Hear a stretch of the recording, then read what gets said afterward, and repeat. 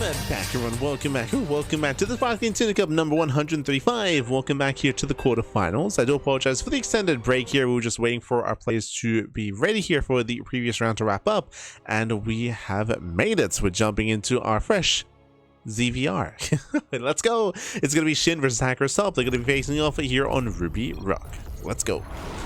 Let us go. As spawning in the bottom right hand corner of RvR, we have the Ukrainian random player. He does land on Protoss, representing Hokago T team. It is HackErIsTop, not Rebellion. God damn it. And spawning in the top left hand corner, we have his opponent. We have the South Korean Zerg player. We have the red Zerg. It is SHIN. That he knows. And if you're in the chat, so you know what time it is. It is Gamba time. Predictions are now open. Place your bets. Place your bets on who you think will claim the series. Best of luck in the chat as we delve into our initial best of three. Coming into this, if you're a little bit unfamiliar with our players here, SHIN, of course, coming in as one of the heavy favorites to win the entire tournament. Meanwhile, HackErIsTop is coming in as a very aggressive and very diverse player. Very cheesy. He's known for nothing but all-ins. One base all-ins, proxies and shenanigans abound. Comes hand in hand alongside HackErIsTop. So we'll see how SHIN is able to keep up. We'll see if HackErIsTop has been playing here in the PTR and has something special hidden up his sleeve. Oh boy. I feel like players like Homono, HackErIsTop, or even Hino, like in the previous series, do have a certain advantage here just because usually it is a little bit more difficult to come up with defenses against early game aggression when, you know, the early game has changed so much as it is with this low worker count and low worker start.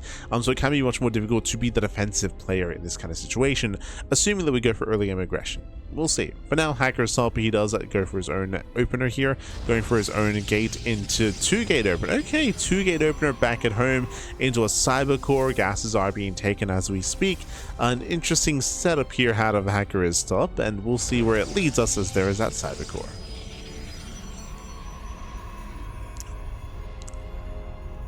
It does lead us into said cyber core. Back behind this, SHIN, he just go for a standard opener, hatch gas pool, nothing crazy, nothing wild, doesn't go for the early gas or early pool timing, a standard opener, which is what we expect out of SHIN. But HackErIsTop eyes are still on our Protoss players. We have yet to expand, and we are here hiding our probe in the bottom left hand corner of the map. Are we going for a ninja base or are we going for a proxy? We shall see. I mean, I feel like it doesn't really make sense to go for a ninja base when you already have walled off your natural base in such a way. So I feel like it has to be a proxy of some kind. Cybercore is done. We're expecting a pylon here, but we'll keep an eye on HackErIsTop. We'll see.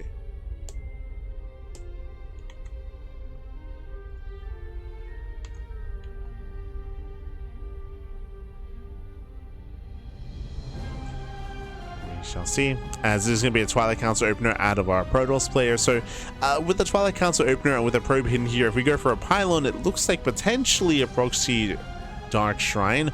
Otherwise, it could just be a pylon. I mean, Warp Gate is being researched. It could just be a pylon just to be aggressive across the map. Remember that pylons now no longer require gateways for fast warp-ins, and now warp-ins are even faster than earlier than previously as well. So we have giga-fast warp-ins available here once these gateways get online, and the question becomes, how many gates get thrown down, and do we actually go for a Dark Shrine or not? And the answer is yes, Dark Shrine is proxied. Okay.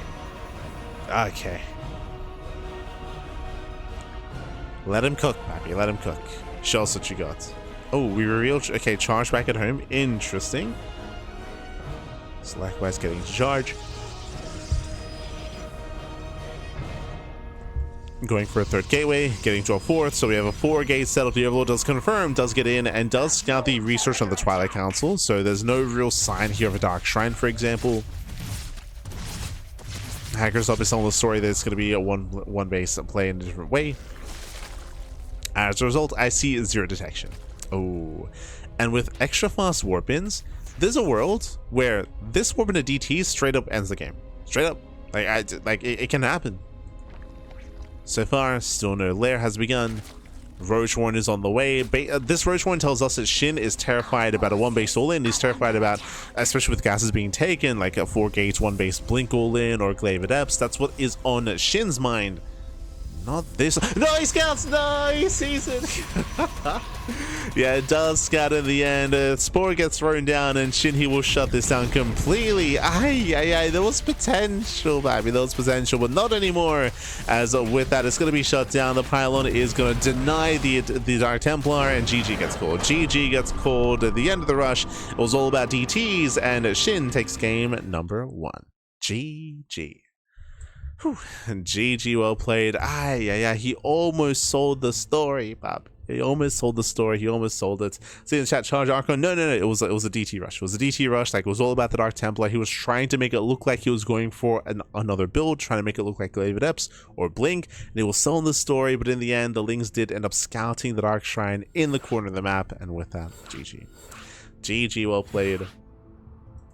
Again, cheeky move out of HackErIsTop, and almost got away with it. Casito. Almost to get away with it. So with that, GG, well played. We're going to be loading into game 2. Going to be loading into Tourmaline. Here we go. Beyond versus Dailitos? No. We do have our series here. It's going to be SHIN versus HackErIsTop. And most likely following this into lower semis. Whichever semis is available first, that's what we're going to be casting. Whichever is the first available semifinals. And remember, both semifinals are casted, as always, here in the Sparkling Tuna Cup. As we go spawning in the... Oh, let's go! Spawning in the left-hand corner, we have the purple Protoss player. I mean, he's random, but he lands on Protoss from the land of Ukraine. For representing Chicago T-Team, it is HackErIsTop. And spawning in the right-hand corner, we have his opponent also playing random and landing on Protoss, letting each other know, of course, what race they are. The South Korean now Protoss player, it is SHIN. Leading the series 1-0, and suddenly we find ourselves in a PvP. Let's go, baby, let's go. We're in a PvP. Fun fact, SHIN, he was laddering as Terran earlier before the event began, by the way, on the PTR, and I mean, that's not going to help him here, but... If he had landed on Terran, though, that would have. For now, we're going to be opening up, and we'll keep an eye on each other's second pylon placement. We'll see if we go for a proxy into a 1-base all-in. Eyes are going to be on our initial buildings of choice. Let's go. But again, high chance of aggression. We have seen HackErIsTop play macro and play mid-game in PvP before. That has happened, by the way. That has happened. I think that's one of the only times that we've seen HackErIsTop actually get up to a 3-base economy. But now, 2-gate opener here out of our purple Protoss. SHIN.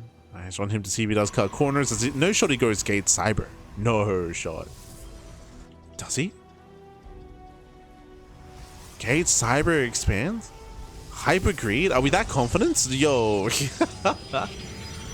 Gate cyber expand out of SHIN. Hyper greed out of our Protoss player here. Okay. This is asking to be 1-base all-in. You're asking for an all-in here only if HackErIsTop scouts, though. The problem is that right now he's in the dark. He's just now moving out with his own scouting probe. He went for his own just 2-gate opener. Second pylon is inside of the main base as well, not proxied. And we're going to be proxying the third pylon instead. What's important, though, is the lack of scouting. Yo, shout out to RvR, by the way. Special tactics. Beautiful, beautiful.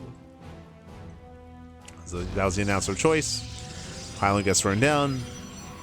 And if we do go for a proxy 1-base all-in, it is going to be a delayed variation, as that is the third pylon, not the second pylon.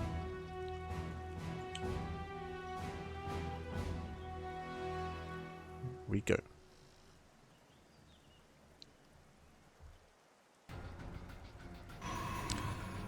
Best announcer is Novo Diva. That's just factually incorrect. I raised you the RvR. Then I raised you even more, Castor Park. True. Then I raised you higher, Total Biscuit. Ah.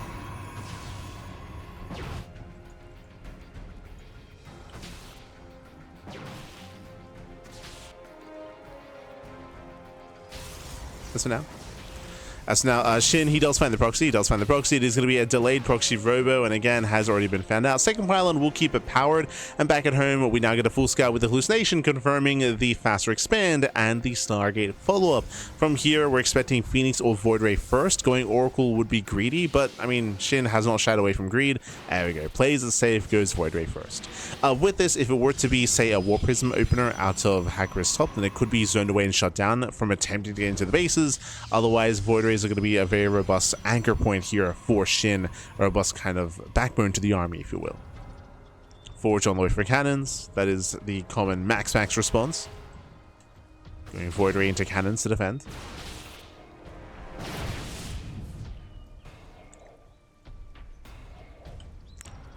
So the Stalker is going to be zoned away. Second Immortal's coming out. SHIN, he will not catch any reinforcing Stalkers, thankfully for HackErIsTop. Does manage to avoid that. Voider is being a little bit proactive, a little bit cavalier. Calm down. Does sustain some hull damage. There's a recall back home. Boys are being pulled. We do get on top of the first battery. And the first battery is going to survive. But I can't say the same about the Immortal. Yeah, the Immortal is being chased down, and the Immortal will fall. We do trade. We trade 1 for 1. We're zoned away. We're zoned away here. HackErIsTop, he locks down the Stalkers. Very nice. He locks them down, but now there's a second Void Ray. Oof. Yeah, Void Ray still arrives just in time to defend. Here comes the second Immortal. HackErIsTop, can he overwhelm? Again, those are a lot of losses for SHIN. SHIN, he already lost, what, 2 Stalkers? 2 Stalkers and a Void Ray. Has SHIN lost too much? And the army does start to step in. Void Ray does catch a Stalker. Oof.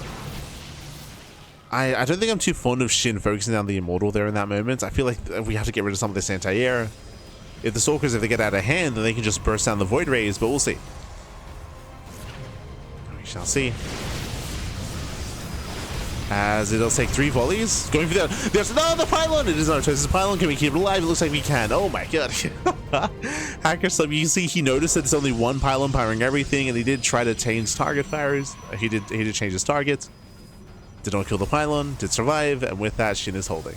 The 1 pylon, baby. You know what I love is that SHIN, he knows that, like, this is a really vulnerable position for him. Like, the fact that there's only 1 pylon. He still has refused to throw down a second pylon, by the way. He totally could just get a second pylon just in case, but no, he refuses. It'll be fine, baby. The toast is pylon. There we go. Second pylon gets thrown down.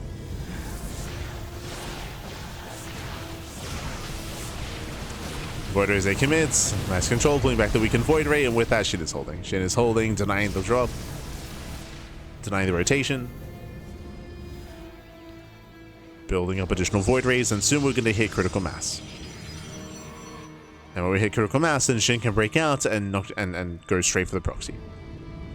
Go for the production, go for the proxy.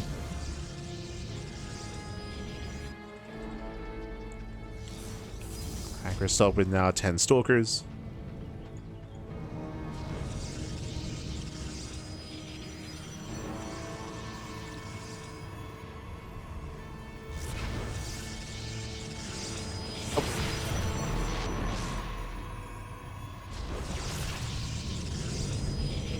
We're even going second Stargate. So typically we're going +1 air attack as well. SHIN's just having fun.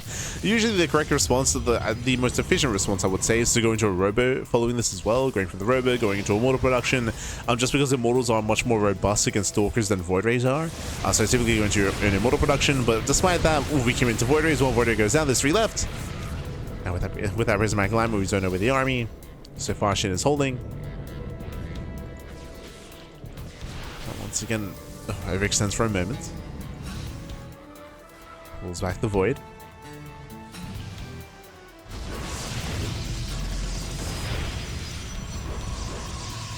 Does pull back now, making 2 Voiders at a time, just going mass Void Ray because why not? I mean, it should still work. Bearing in mind that as time goes on, SHIN does have the superior economy. He's on 2 bases, HackErIsTop is on 1. You see that burst damage is insane.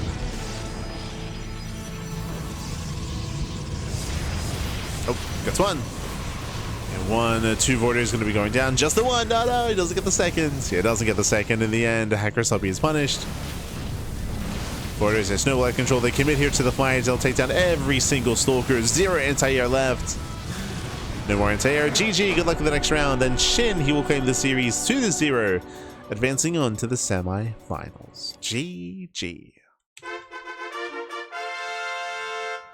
Whew. GG, well played with that. SHIN, he will claim the series. Oh. There we go. He will claim the series and he will advance on into the next round. And let's catch up on the brackets. Okay, from the top here, exclamation mark B in the chat if you guys want to have a look at the back yourselves. So far, the bracket has been progressing, and I believe both semis are ready at the same time. Bjorn just took down Dave Litos 2-0. We have Bjorn versus Hino. Likewise, we have SHIN versus Hon Mono.